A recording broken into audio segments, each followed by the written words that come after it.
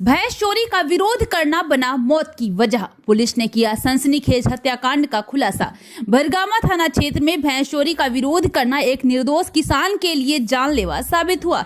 बीते 11 दिसंबर की अहले सुबह खेत में पशु चराने गए उदय हेब्रम पर चोरों ने जानलेवा हमला कर दिया। गंभीर आरोप से घायल उदय हेब्रम की इलाज के दौरान मौत हो गई, जिससे इलाके में आक्रोश और भय का माहौल बन गया। घटना की गंभीरता को देखते हुए अररिया पुलिस ने त्वरित कार्रवाई करते हुए विशेष छापेमारी दल का गठन किया। गुप्त सूचना, तकनीकी जांच और सीसीटीवी फुटेज के आधार पर पुलिस ने 4 आरोपियों को गिरफ्तार कर पूरे गिरोह का पर्दाफाश कर दिया। पूछताछ में आरोपियों ने भैंस चोरी, हत्या और पशु तस्करी की साजिश स्वीकार की। पुलिस ने चोरी में प्रयुक्त टाटा पिकअप वाहन और मोबाइल फोन भी बरामद कर लिया। अधिकारियों के अनुसार ये गिरोह लंबे समय से पशु चोरी और अवैध खरीद बिक्री में संलिप्त था। अन्य फरार आरोपियों की गिरफ्तारी के लगातार छापेमारी जारी है।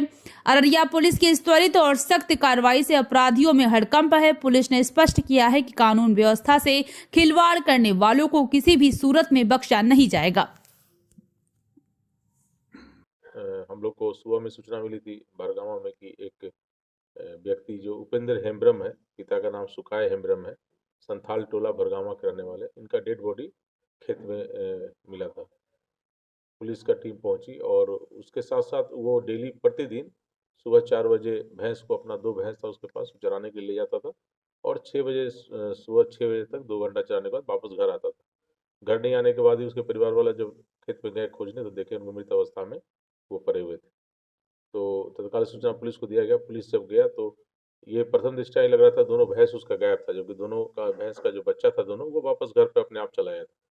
तो ये प्रथम दृष्टया लग रहा था कि भैंस चोरी करने के क्रम में किसी के द्वारा इसके अपराधी किया गया और इसको मारपीट करके मारा गया है। आसपास के जितने भी पूर्व से जो पशु चोरी के केसेस में आरोपित हैं उन सब पर निगरानी रखा गया और सभी का कॉल डिटेल्स वगैरह सब निकाला गया। तो उसमें सस्पेक्टेड संदिग्ध अवस्था में कुछ लोग दिखे जो अर्राहा और सुपौल के रहने वाले हैं, जो पीओ पर आए हैं, फिर वहाँ से वापस गए।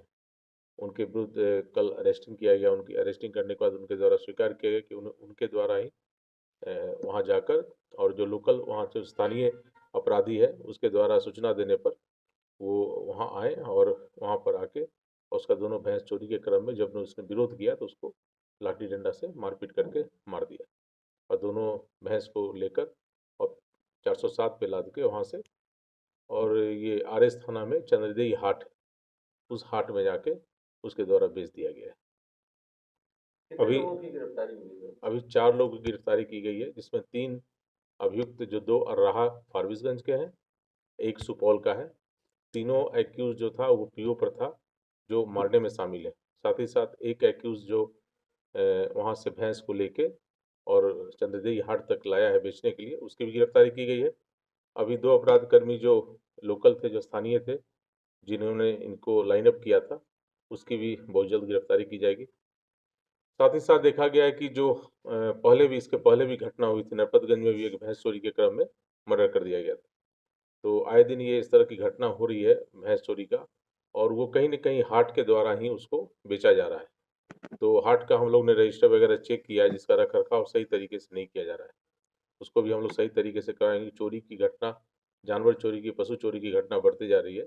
उसको अंकुश लगाने के लिए जितने भी हाट हैं जो जिला में लगते हैं, सभी हाट पे हम लोग सर्विलांस करने का प्रयास कर रहे हैं अब से, और जो भी भैंस की खरीद-बिक्री होती है, उसका प्रॉपर आइडेंटिफिकेशन के साथ खरीदने वाले और बेचने वाले दोनों को पहचान पत्र प्रॉपर रहना चाहिए। नहीं होने के कारण अपराधी फिर नहीं पकड़े जा रहे हैं। इसका भी हम लोग आगे प्रयास करेंगे। आगे इसके संबंध में पत्र भी हम निकालेंगे और प्रयास भी करेंगे।